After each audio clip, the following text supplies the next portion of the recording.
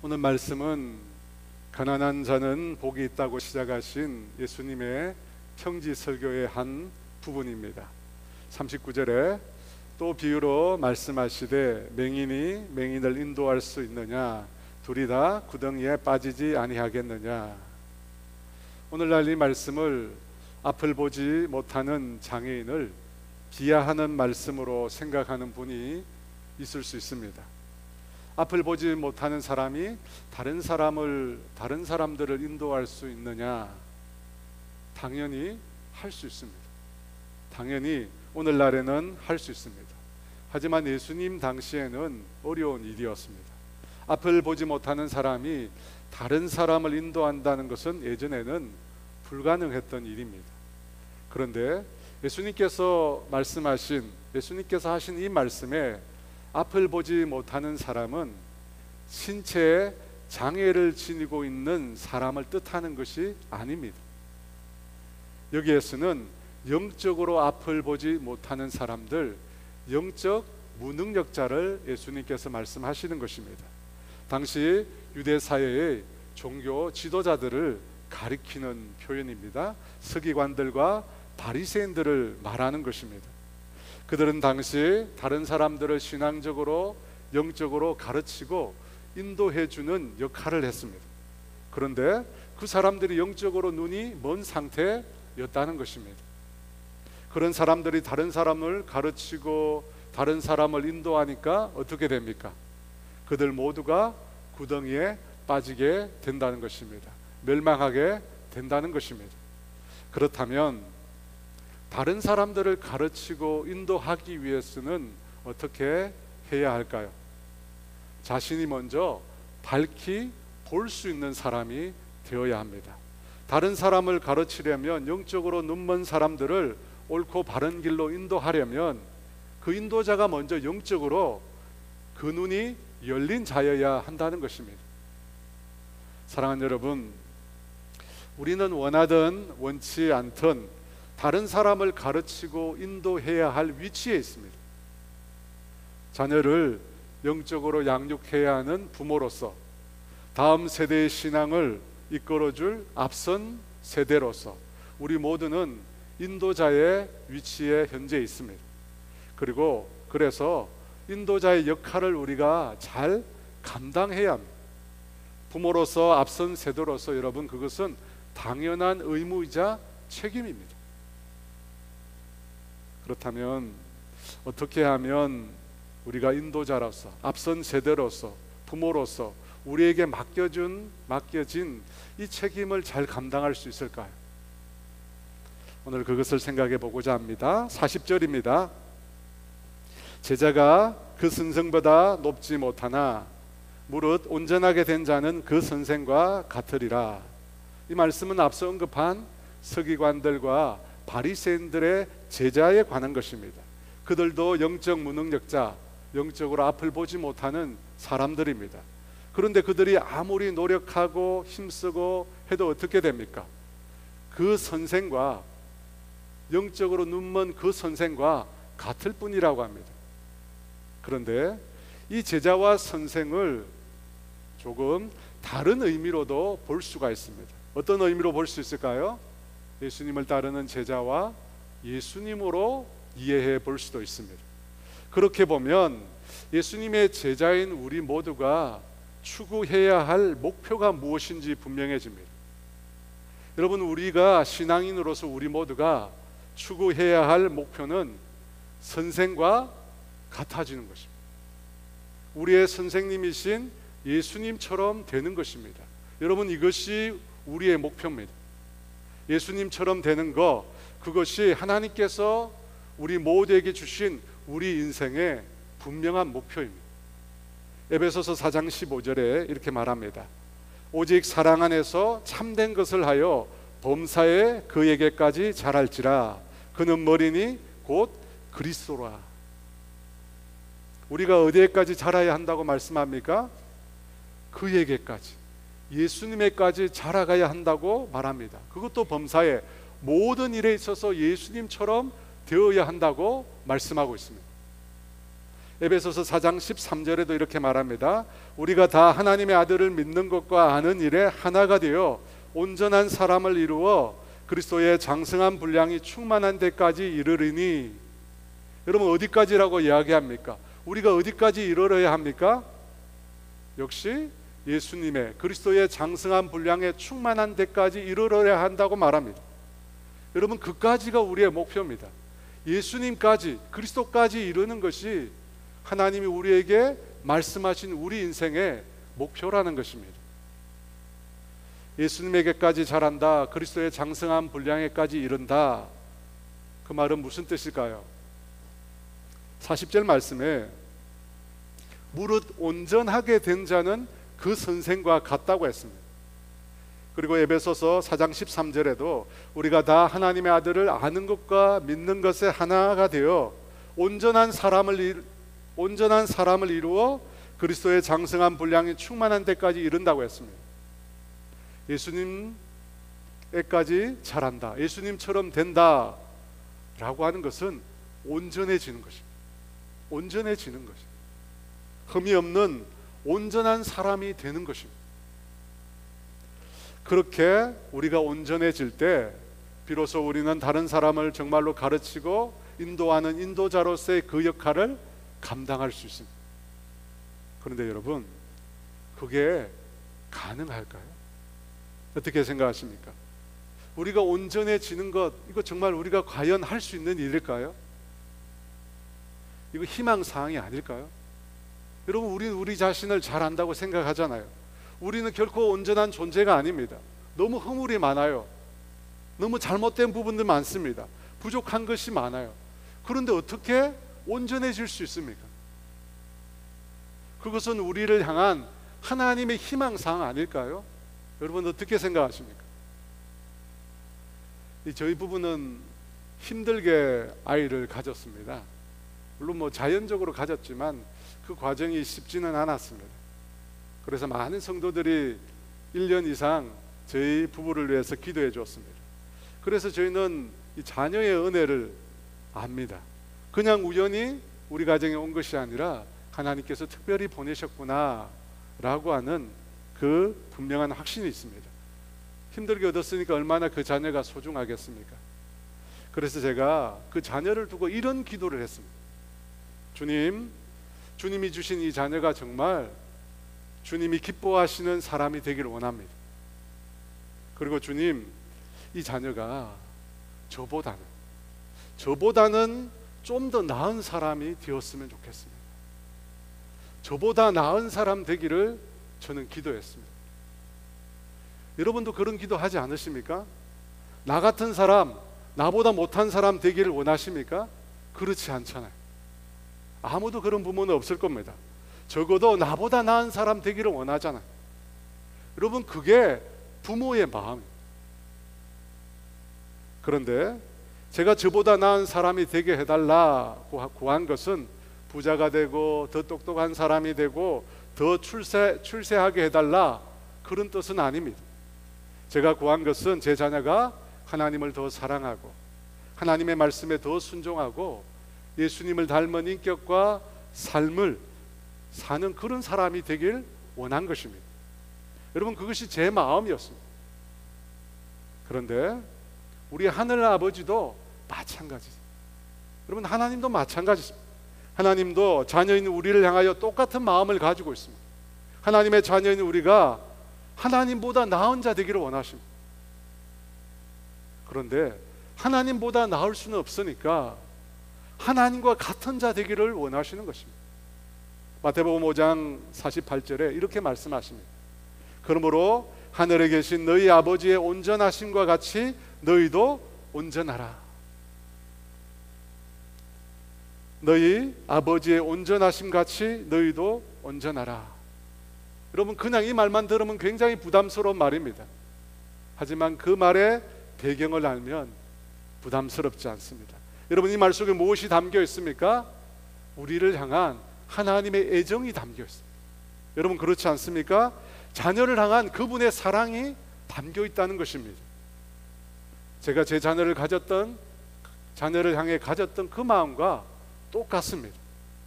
부모가 자녀를 향하여 더 나은 자가 되기를 바라는 소원이나 기대, 하나님도 똑같이 가지고 있습니다. 여러분, 만약에 부모가 자녀를 향하여 기대나 자녀를 향해서 소원이 없다, 여러분, 그것은 잘못된 겁니다. 그런 소원과 기대가 없다, 사실은 그 자녀를 사랑하지 않는 겁니다. 여러분, 사랑하면 기대하게 되어 있습니다. 사랑하면 소망을 갖게 되어 있습니다. 사랑하면 마음의 소원이 생기는 겁니다. 자녀들 중에 엄마 아빠에게 그런 말 하는 자녀들이 있습니다. 엄마 아빠, 나에게 기대하지 마. 여러분, 이 말은 잘못된 말입니다. 기대가 없으면 사랑이 없는 겁니다. 사랑하면 기대하게 되어 있습니다. 문제는 잘못된 기대를 하는 것이 문제죠. 우리 애가 출세해서 돈 많이 벌어다 줄 거야, 그런 기대, 여러분, 그런 기대는 잘못된 거죠. 그런 기대를 하지 말라는 겁니다. 올바른 신앙인의 기대는 우리 자녀가 하나님의 사람으로 귀하게 쓰임 받는 것입니다. 여러분, 그게 올바른 자, 예수님을 닮은 자로 예수님의 사랑을 나타내는 자 되는 거, 여러분, 그런 기대를 우리가 자녀를 향하여 가져야 합니다. 그래서 주님이 우리에게 온전하기를 원하시는 겁니다. 예수님처럼 되기를 원하시는 것입니다. 하나님을 닮은 하나님의 자녀가 되기를 원하시는 겁니다. 그것은 하나님을 우리를 향한 애정입니다.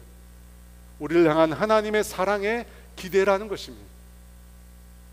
그렇다면 어떻게 하면 우리가 하나님의 소원이 하나님의 기대인 예수님을 닮은 온전한 사람이 될 수 있을까요? 41절 말씀입니다. 우리 다 같이 한번 읽어보겠습니다. 어찌하여 형제의 눈 속에 있는 티는 보고 내 눈 속에 있는 들보는 깨닫지 못하느냐. 여러분, 티라고 하는 것은 지푸라기나 완결을 뜻합니다. 반면에 들보는 건물을 받치는 기둥이나 습가래를 말합니다. 여러분, 어느 것이 크겠습니까? 당연히 들보가 훨씬 큽니다. 여러분, 사람이라면 누구나 가지고 있는 한계와 약점이 있습니다. 그게 뭐냐면 다른 사람의 약점을 우리가 쉽게 찾아낸다는 것입니다. 정작 그러면서 나 자신의 들보는 잘 못 보는 것입니다. 여러분, 이것이 우리 인간의 위선이고 연약함입니다. 다른 사람의 연약한 점, 다른 사람의 조그만 것들 잘 지적하는 본능이 우리 속에 있습니다. 그래서 나온 말이 있잖아요. 훈수는 잘 보인다고. 훈수는 잘 보이는 거예요. 다른 사람의 연약한 점, 부족한 점, 그런 것은 우리 눈에 잘 들어옵니다. 여러분, 그렇지 않아요? 참 이상하잖아요. 왜냐하면 우리는 다른 사람에게 은근히 관심이 많기 때문입니다.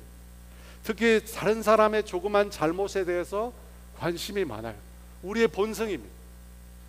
그리고 그것을 비난하고 흉을 봄으로써 놀랍게도 우리 안에 은근한 쾌감이 생깁니다.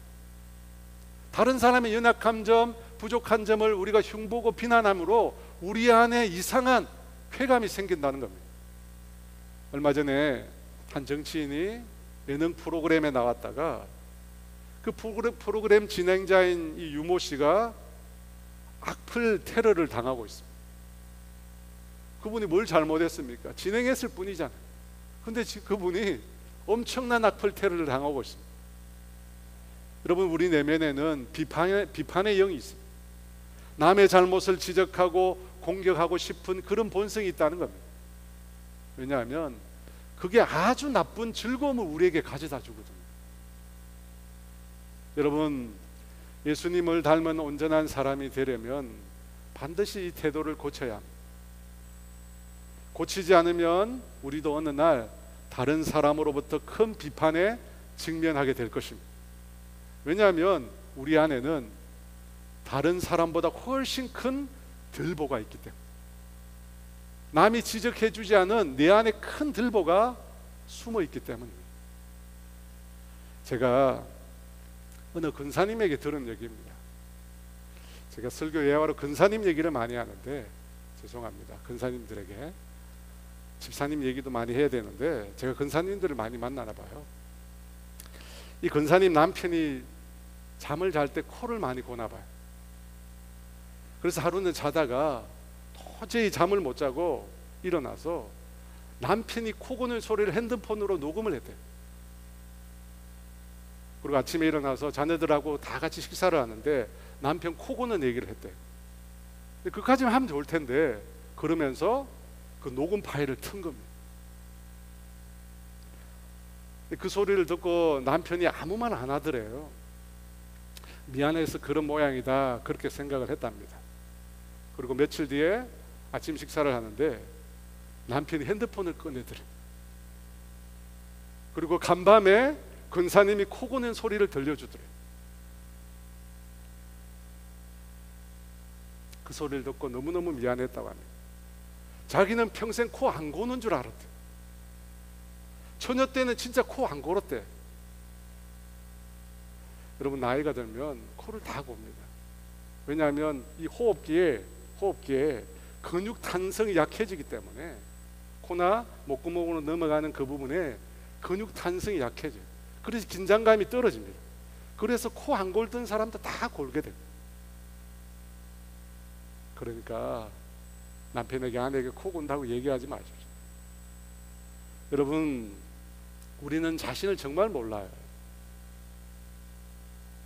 나는 다 잘하는 줄 알아요. 나는 다 문제가 없는 줄 알아요. 그렇지 않습니다.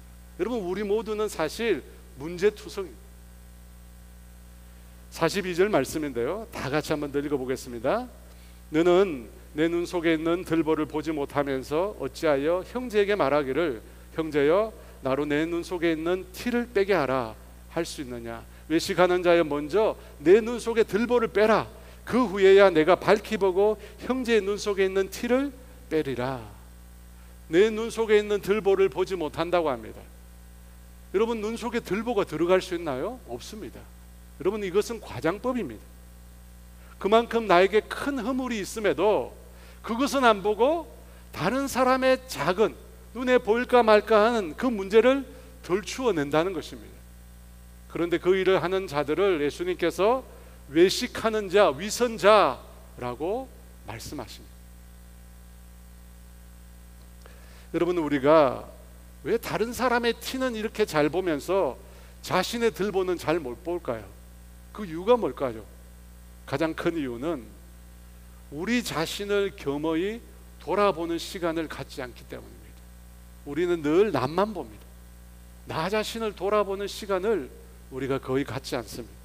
너무나 분주하게 살다 보니까 자신을 돌아보는 시간을 갖지 못하는 것입니다. 내가 과연 믿음에 올바로 서 있는지, 내가 거짓되고 잘못된 길에 서 있는지 자신을 반추하여 반드시 돌아봐야 합니다. 그렇지 않으면 남의 티는 보면서 자신을 들보는 보지 못하는 그런 오류에 우리가 빠지게 되는 것입니다. 오늘 본문에서 자신의 들보는 보지 못하고 남의 티만 보는 사람들 역시 유대 종교 지도자들이었습니다. 주님은 그들을 향하여 위선자라고 자주 말씀하셨습니다. 다른 사람에게는 율법이라고 하는 엄격한 잣대를 대면서 정죄하고 심판하면서 정작 자신에게는 너무나 관대했기 때문입니다. 여러분 그런 오류에 빠지지 않으려면 어떻게 해야 합니까? 먼저 내 눈 속에 있는 들보를 빼내야 합니다. 여러분 분명히 알아야 할 것이 있습니다. 형제의 눈 속에 있는 티에 대해서 말하는 것 잘못이라고 성경이 말하지 않습니다. 형제의 눈 속에 있는 티, 허물 말해야 합니다. 그런데 그것을 말하기 전에 뭘 해야 된다고요? 먼저 내 눈 속에 있는 들보 먼저 빼내야 한다는 거예요. 내 눈 속에 있는 들보를 빼내고 그러면 내 눈이 밝아져서 그 다음에 형제의 눈 속에 있는 티에 대해서 말하라는 것입니다. 여러분 왜 그렇습니까? 왜 내 눈 속에 있는 들보를 먼저 빼야 합니까? 그것은 자신을 먼저 돌아보지 않는 자의 지적은 자신을 먼저 돌아보지 않는 자의 지적은 올바르지 않기 때문입니다. 그의 말이 틀린 것이 아닙니다. 그의 말은 맞습니다. 그의 말하는 태도가 틀렸기 때문입니다. 여러분 커뮤니케이션은 언어만으로 이루어지지 않는다고 했습니다. 비언어적 요소가 훨씬 크다고 했습니다. 사실 틀린 말이 우리를 아프게 하지 않습니다. 틀린 말은 우리를 상하게 하지 않습니다. 항상 맞는 말이 우리를 아프게 해요. 왜냐하면 말의 내용이 아니라 그 말을 하는 사람의 태도 때문입니다. 자기 허물을 볼 줄 모르는 사람, 나는 항상 옳다고 말하는 사람, 그 사람의 태도가 어떠할까요? 그 사람은 어떤 태도로 다른 사람의 잘못을 지적할까요? 지극히 교만한 태도입니다. 나는 맞고 너는 틀렸다. 그래서 고치라고 하는 겁니다. 여러분, 그런 교만한 마음을 가진 사람의 말 속에는 사랑이 담겨 있지 않습니다. 상대를 향한 따뜻한 배려, 상대를 향한 따뜻한 시선이 담길 수가 없습니다. 교만한 마음은 나 자신으로 가득 차 있으니까 그런 마음이 들어올 수가 없는 겁니다. 그래서 옳은 말은 우리를 고치는 것이 아니라 오히려 우리를 상하게 하는 것입니다. 왜 다른 사람의 허물을 지적하기 전에 우리 자신을 돌아봐야 하는가? 자신을 먼저 돌아보면, 자신의 허물을 먼저 알게 되면 다른 사람 앞에 교만한 태도로 설 수 없기 때문입니다. 여러분, 우리가 하나님 앞에서 우리 자신을 돌아보면 어떤 마음이 들까요? 하나님 앞에서 우리 자신을 돌아보면 하나님께서 우리에게 뭐라고 말씀하십니까? 주님은 부족한 나를 참 많이 용납해 주셨구나 라고 하는 것을 깨닫게 됩니다. 참 주님은 나와 같이 연약한 사람을 너무나 너그럽게 주님은 나를 받아주셨구나 라고 하는 것을 깨닫게 됩니다. 여러분, 그렇게 깨달은 후에 허물이 있는 다른 사람을 바라보며 어떤 마음이 들까요? 어떤 마음으로 그 사람을 대할까요? 동일하게 교만한 마음으로 대할까요? 나는 옳고 너는 틀렸다라는 식으로 대할 수 있을까요? 그럴 수 없습니다. 나의 허물을 먼저 돌아본 사람은 다른 사람을 향하여 긍휼의 마음을 갖게 됩니다. 그 사람의 연약함, 그 사람의 부족한 허물에 대해서 안타까운 마음을 갖게 됩니다. 비난하고 정죄하고 심판하는 마음이 아니라 사랑하는 마음, 불쌍히 여기는 마음으로 그를 대하게 된다는 것입니다. 여러분, 이것이 바로 다른 사람을 판단하기 이전에 우리 자신을 먼저 돌아봐야 할 분명한 이유입니다. 여러분, 아무리 다른 사람에게 허물이 많아도 먼저 나 자신을 돌아보고 그리고 난 다음에 해도 됩니다. 그렇지 않아요? 다른 사람의 잘못을 지적하기 전에 먼저 나 자신을 돌아보고 그 다음에도 이야기할 수 있어요. 나를 돌아봄으로 내 눈이 밝아진 다음에 그 다음에 형제의 눈 속에 있는 티를 보면 됩니다. 요한복음 8장에 보면 가늠하다가 현장에서 붙잡혀온 여인이 나옵니다. 서기관들과 바리새인들이 가늠한 여인을 예수님께 끌고 와서 예수님께 모세 율법에는 이런 여자를 돌로 치라고 했는데 선생은 뭐라고 이야기하겠습니까? 라고 묻습니다. 그때 예수님의 대답이 무엇이었습니까? 너희 중에 죄 없는 자가 먼저 돌로 치라. 그 말씀을 듣고 사람들이 양심의 가책을 받고 모두 다 그 자리를 떠났다고 합니다. 왜 사람들은 예수님의 말씀을 듣고 양심의 가책을 느끼고 그 자리를 떠났을까요? 예수님의 말씀을 통해서 자기 자신을 보게 되었거든요. 너희 중에 죄 없는 자, 자기 자신이 죄가 있는지 없는지를 본 겁니다. 자기 자신을 보니까 어때요? 그 여자보다 자신이 하나도 나은 것이 없더라는 것입니다. 더하면 더했지 그 여인보다 나은 것이 자신도 하나도 없었던 것입니다. 그래서 부끄러워서 들고 있던 돌을 내려놓고 그 자리를 떠난 것입니다.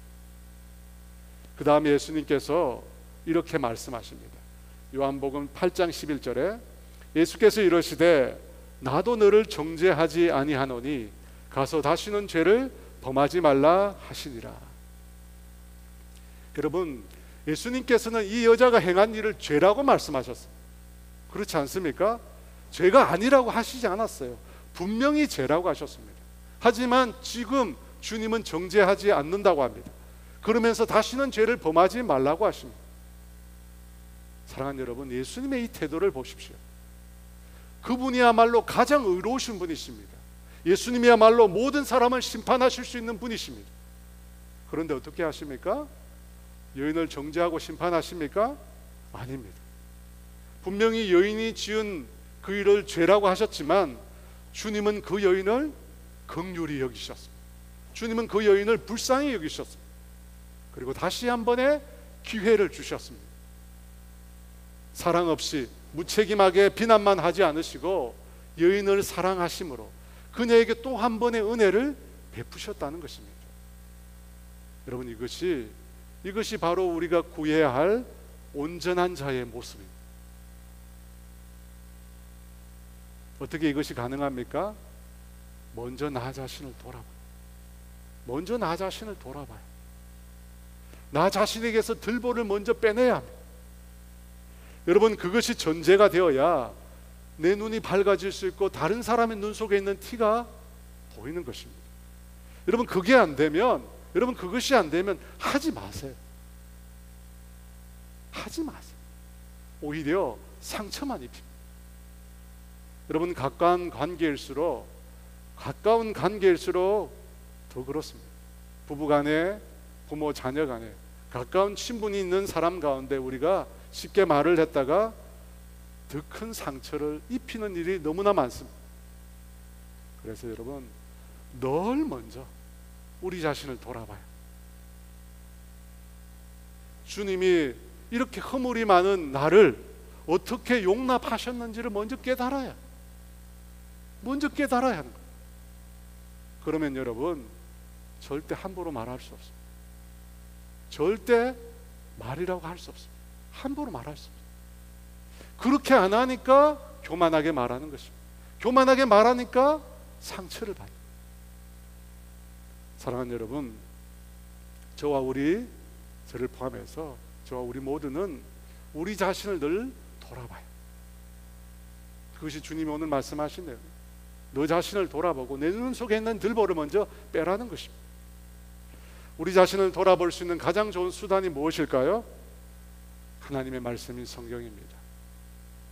디모데후서 3장 15, 16절에 이렇게 말합니다.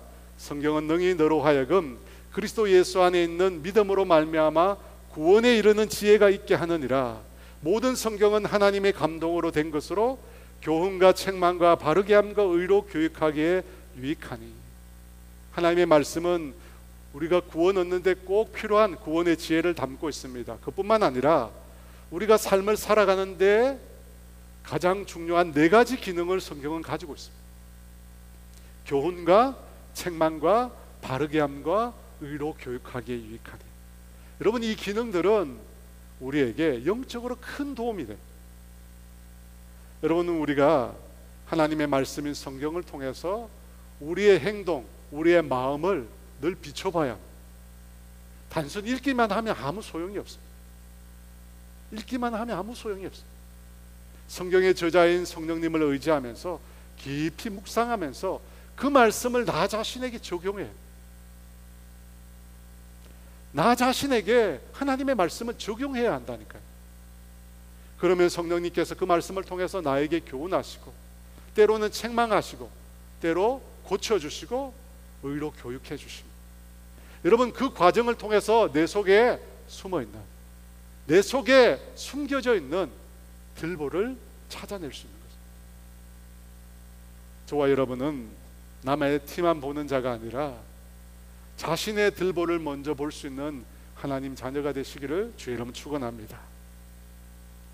온전한 사람, 다른 사람을 가르치고 인도해야 할 사람이 취해야 할 두 번째 행동은 자신의 마음을 돌보는 것입니다. 제가 주중에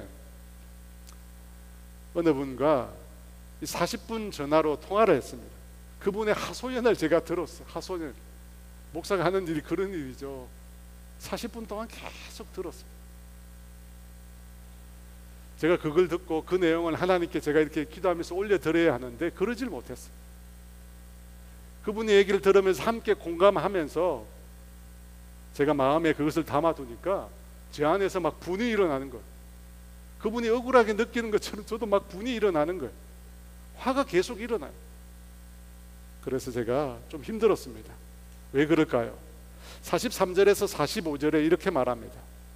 못된 열매 맺는 좋은 나무가 없고 또 좋은 열매 맺는 못된 나무가 없느니라.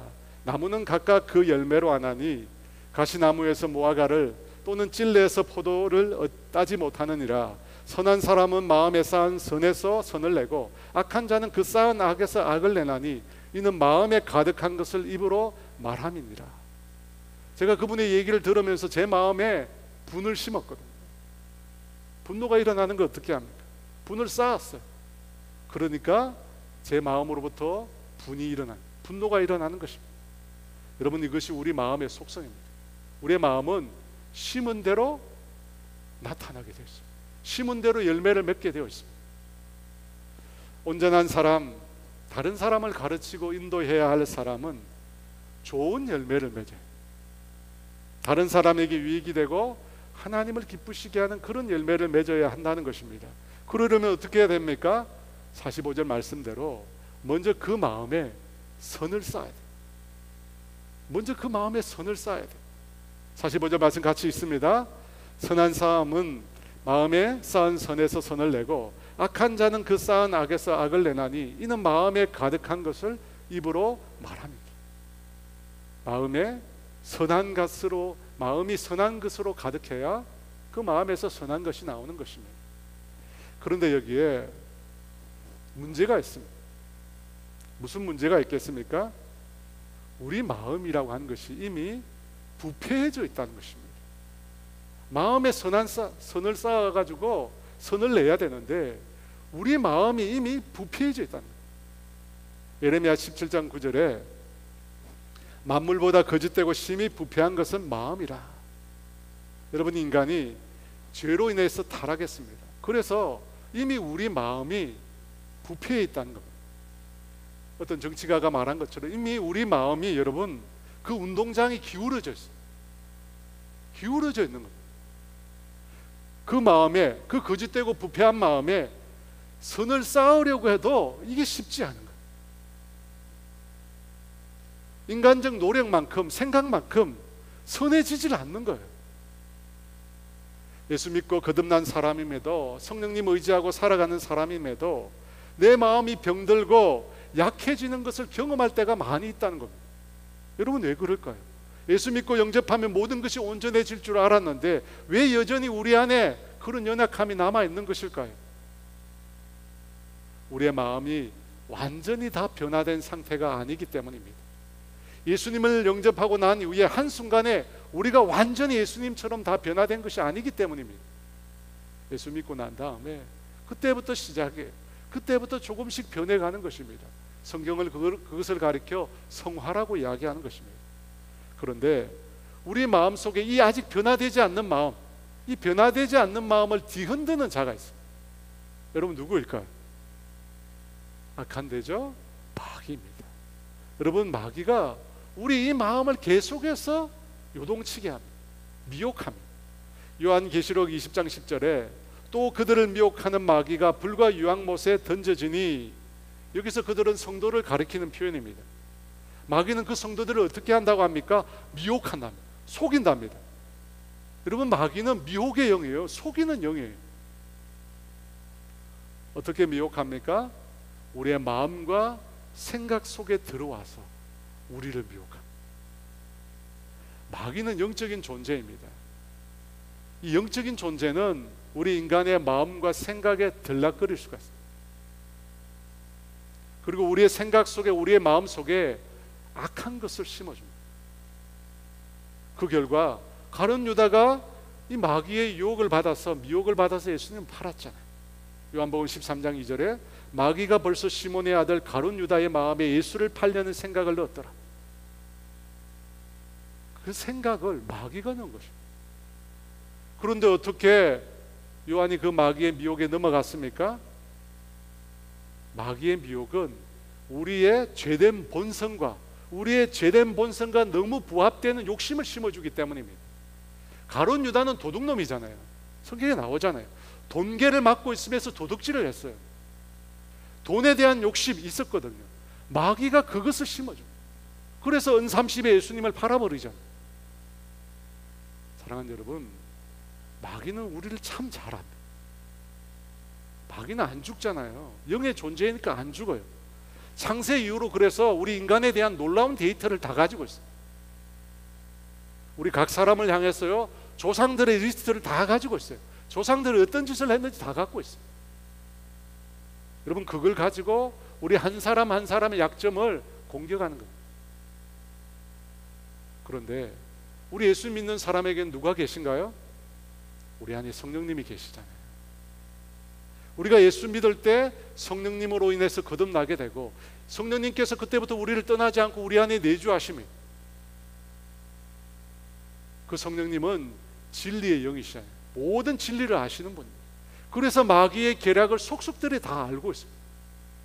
그래서 우리가 그 성령님을 의지하면 어떻게 될까요? 그 성령님께 전적으로 귀 기울이고 순종하면 어떻게 될까요? 바로 이 마귀의 미혹을, 우리의 마음을 뒤흔드는, 우리의 마음을 무너지게 만드는 이 마귀의 미혹을 우리가 이겨낼 수 있다는 것. 갈라디아서 5장 16, 17절 말씀인데요, 다 같이 있습니다. 내가 이르노니 너희는 성령을 따라 행하라. 그리하면 육체의 욕심을 이루지 아니하리라.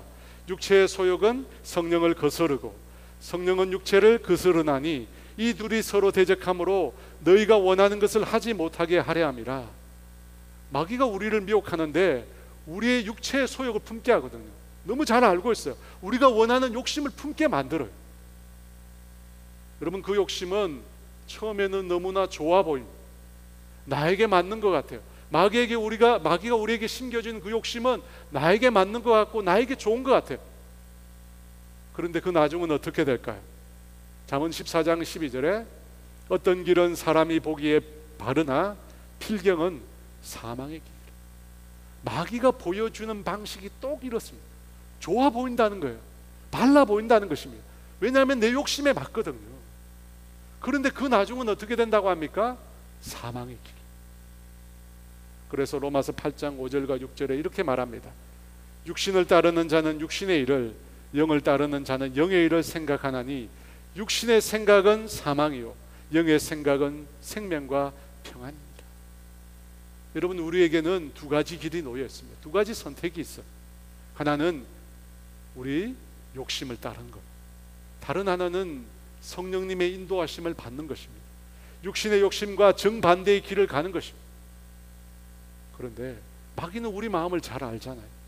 그래서 육신의 길이 더 좋아 보이고 더 유익해 보이고 더 나에게 맞는 것 같이 보인다는 것입니다. 하지만 그 끝은 어떻게 됩니까?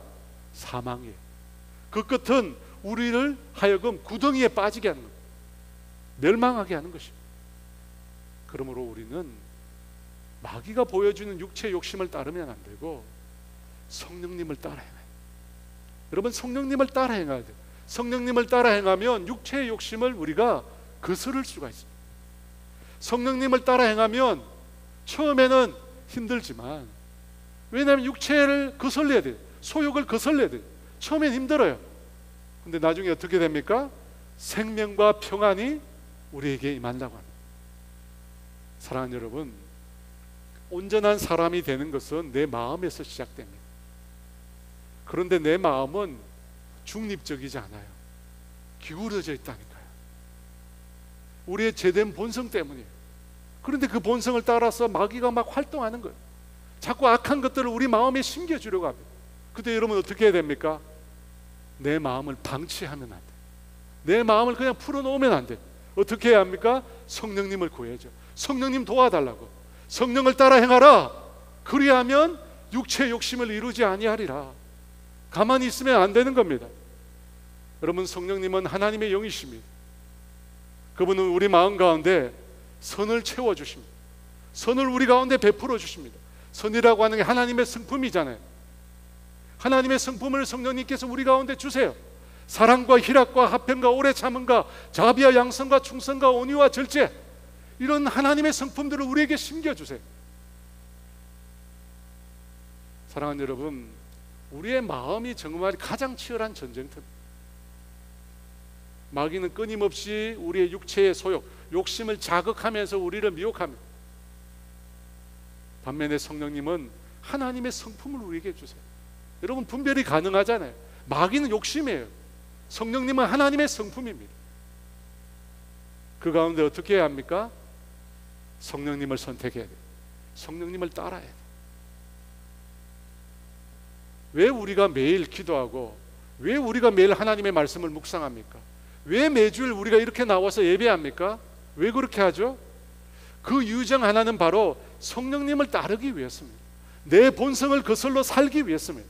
여러분, 우리가 영적인 노력을 하지 않으면 내 마음이 쉽게 마귀에게 미혹돼. 어떻게 싸워요?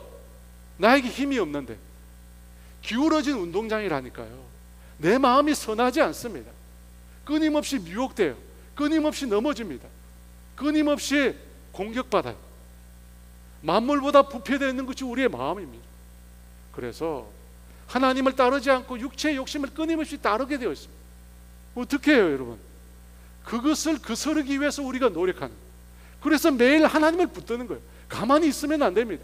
매일 하나님 앞에 엎드리는 거예요. 매일 하나님 말씀을 붙잡고 살아가려고 하는 겁니다. 예배에 빠짐없이 열심히 참여해서 어떻게 하면 은혜 받으려고 애쓰는 겁니다. 그렇지 않으면 자꾸만 따라가게 되어 있기 때문에, 자꾸만 넘어지게 되어 있어요. 가만히 있으면 기울어져 있는 겁니다. 사랑하는 여러분, 그래서 우리의 마음을 성령님께 드리며 매일매일 그분을 붙잡으려고 하는, 매일매일 시간을 내서 엎드려 기도하고 하나님 나에게 말씀해 달라고 간절히 매달리는 것입니다. 여러분, 그렇게 해야, 그렇게 애쓰고 노력해야 우리가 건강한 신앙을 유지할 수 있어요. 가만히 있으면 온전해지지 않습니다. 여러분, 매달리셔야 돼요. 하나님 붙들어야 돼요. 매일 매 순간 간절히 주님을 찾아야 합니다. 빌립보서 3장 13, 14절에 이렇게 말합니다. 형제들아, 나는 아직 내가 잡은 줄로 여기지 아니하고 오직 한 일, 즉 뒤에 있는 것을 잊어버리고 앞에 있는 것을 잡으려고 푯대를 향하여 그리스도 예수 안에서 하나님이 위에서 부르신 부름의 상을 위하여 달려가노라. 여러분, 누가 이야기한 겁니까? 사도 바울이 얘기했어요. 예수님을 목격한 자입니다. 놀라운 기적과 역사를 일으킨 자입니다. 정말 위대한 하나님의 사람입니다. 그도 뭐라고 이야기합니까? 나도 온전치 않다고 매일매일 붙들고 달려가려고 한다. 왜 바울이 그랬을까요? 여러분, 우리는 기울어진 운동장 가운데 살고 있기 때문입니다. 사랑하는 여러분, 힘쓰고 애쓰고 노력해야 합니다. 주님을 붙들어야 합니다. 다 그렇게 힘쓰고 노력하시기를 주의 이름으로 축원합니다.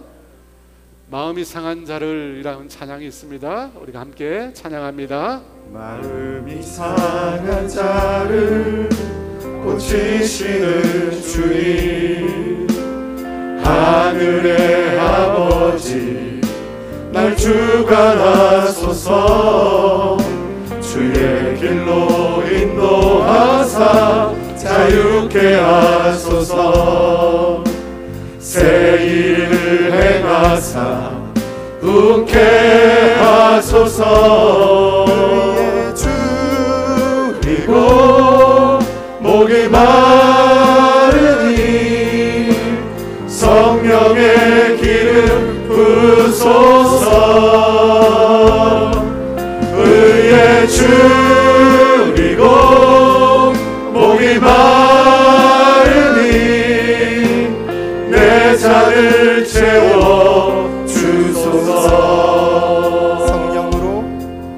성령으로 채우사 주보게 하소서. 주의 임재 속에 은혜 알게 하소서. 주 뜻대로 살아가리 세상 끝날까지. 나를 믿으시고 새날 열어주소서.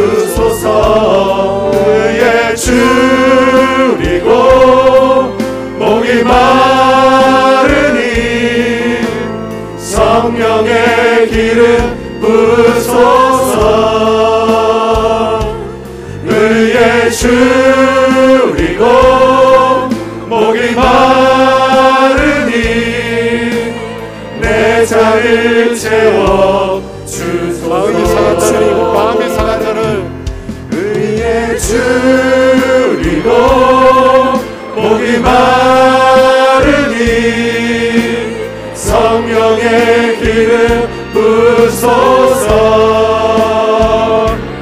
의에 줄이고 목이 마르니 내 잔을 채워 주소서. 의에 줄이고 마음이 의에 줄이고 목이 마르니 성령의 기름 부소서. 의에 줄이고 목이 마르니 내 잔을 채워 주소서. 여러분 함께 기도하기를 원합니다. 하나님 아버지의 마음이 어떤 것이라고 했습니까? 놀랍게도 주님은 우리가 온전해지기를 원합니다. 온전해지기를 원해. 하나님, 내가 어떻게 온전해질 수 있습니까? 이렇게 허물이 많은데, 이렇게 부족한 것이 많은데, 그것이 아버지의 마음, 우리도 똑같이 가지고 있잖아요. 그것이 하나님 아버지의 마음. 당신의 자녀가 온전해지기를 원해요. 당신처럼 온전해지기를 원해요. 그것이 하나님의 우리를 향한 기대와 사랑입니다. 여러분, 그것을 탓하지 마십시오. 하나님의 애정이 있기 때문에, 사랑이 있기 때문에 우리를 그렇게 기대하는 거죠. 너가 내 자녀가 아니냐, 너가 내 자녀가 아니냐, 그러니까 온전해지라는 것입니다. 여러분, 온전해지기 위해서 오늘 성경은 내 눈에 있는 들보를 빼라고 합니다. 들보를 빼라고 해요. 왜 이 말씀을 하실까? 우리는 끊임없이 다른 사람을 보거든요. 다른 사람의 흠을 보거든요. 다른 사람의 조그만 티를 우리가 주목하거든요. 그 본성을 주님이 아세요. 그 죄된 본성을 아세요. 그래서 먼저 너 자신을 돌아보라는 거예요. 너 모습이 어떤지, 너의 그 연약함을 내가 어떻게 대했는지, 너의 그 부족함을 내가 어떻게 대했는지 보라는 것입니다. 하나님이 여러분을 어떻게 대했습니까? 저를 어떻게 대했습니까? 긍휼히 여기셨어요. 불쌍히 여기셨어요. 이렇게 허물이 많음에도 사랑한다 아들아, 사랑하는 딸아, 내가 너를 축복한다, 너는 내 아들이라 내 딸이라. 주님이 우리를 그렇게 위로해 주셨잖아요. 우리를 격려해 주셨잖아요. 여러분, 그 격려를 아는 사람, 그 은혜를 아는 사람, 다른 사람을 어떻게 대하게 될까요? 결코 교만할 수가 없습니다. 어떻게 내가 함부로 말할 수 있어요? 우리 손에 돌을 들 수가 없습니다. 함부로 판단하고 정죄할 수 없습니다. 그래서 온전해지는 겁니다. 주님이 오늘 저와 여러분에게 그걸 구합니다. 여러분, 먼저 기도하십시오. 하나님, 내 눈에 있는 들보를 빼내게 해주세요. 빼내게 해주세요. 우리의 마음을 돌봐야 합니다. 여러분, 우리 마음을 돌봐요. 주님이 부르실 때까지 우리 마음은 엄청난 전쟁터입니다. 끊임없이 이 마음을 마귀가 유혹합니다. 육체의 소욕으로 끊임없이 유혹해요. 여러분, 그 미혹대로 사시겠어요? 그 결국은 사망인데요. 그 결국은 구덩이에 빠지는 건데요. 성령님을 따르시겠습니까? 성령님을 따르려면 희생이 필요합니다. 용기가 필요합니다. 힘들어요. 하지만 생명과 평안입니다. 끝내는 생명과 평안입니다. 성령님을 붙드시기 바랍니다. 그 성령님께서 끊임없이 하나님 안에서 우리에게 하나님의 성품을 부어주시도록 그 성령님 간절히 붙잡아야 돼요. 여러분, 붙잡아야 돼요. 붙잡아야 돼요. 말씀 가지고 우리 주여 한 번에 주 함께 기도합니다. 주여,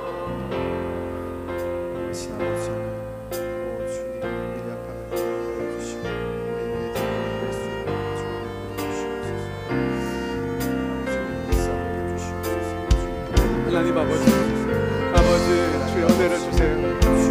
아버지, 영으로 인도해 주세요. 아버지, 영으로 하나님, 우리의 귀와 들보를 볼 수 있는 우리의 눈을 열어주시옵소서.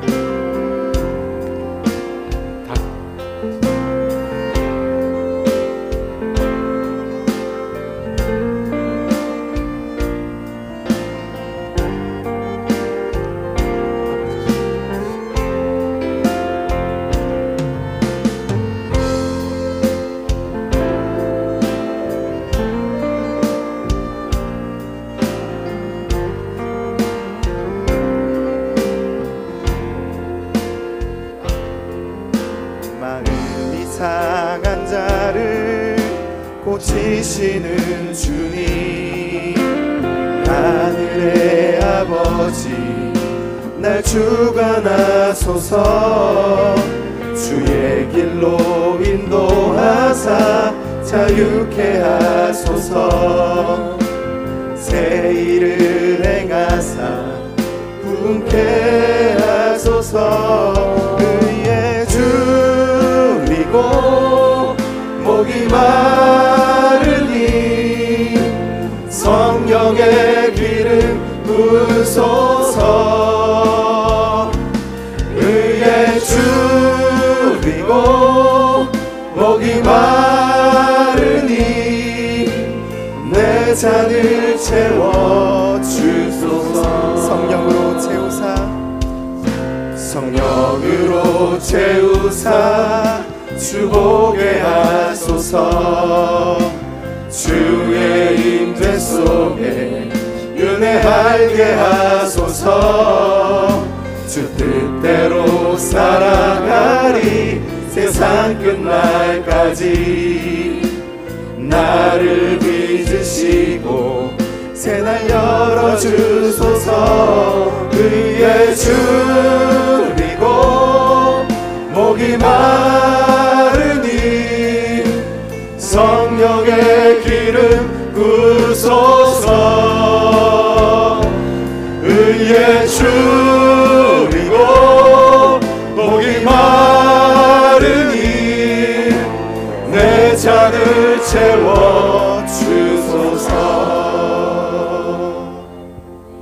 하나님 아버지, 우리는 하나님의 자녀입니다. 하나님의 자녀입니다. 하나님처럼 내 아버지를 정말 닮아가고 싶습니다. 하나님 자녀인데 다른 사람처럼, 다른 사람의 자녀처럼 살고 싶지 않습니다.